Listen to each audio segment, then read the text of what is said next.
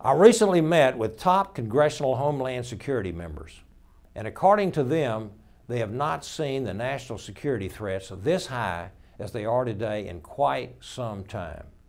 Sadly, we have seen an unprecedented decline in the national security and the safety of the American homeland under this current administration. We need a strategy to defeat ISIS and to restore our military and the American leadership around the world.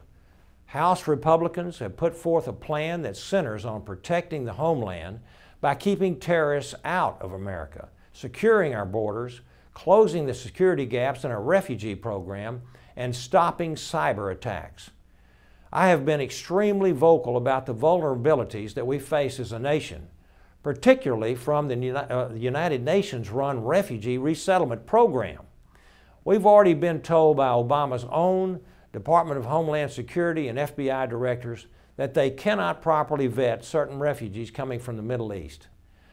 And we've already seen the deadly consequences of a flawed refugee process in Europe, where terrorists have infiltrated and killed hundreds of innocent civilians and continue to plot more attacks. The United States must learn from Europe's mistakes, not repeat them here.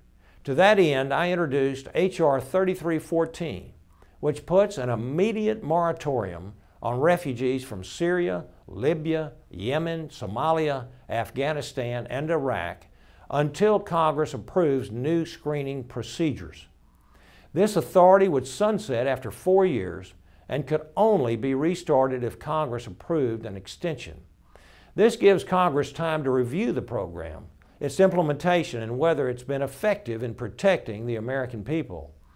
Ending this refugee program that is on automatic and without limits must end.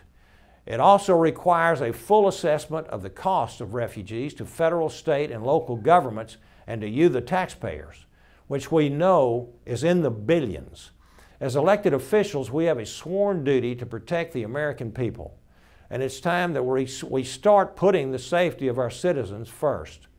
The House Republicans have a better way of making America more safe and secure. We must defeat radical Islamist terrorism that threaten our safety and security and take the fight to our enemies by leading the world in decisive action against them. This requires a strong and robust military force.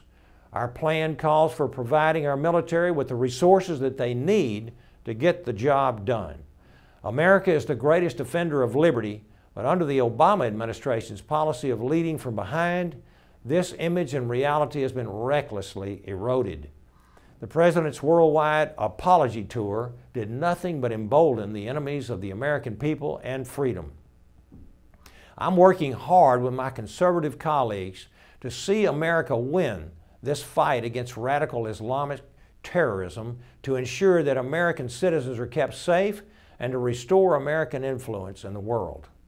Please visit www.better.gop to learn more. Thank you, and may God bless you and America.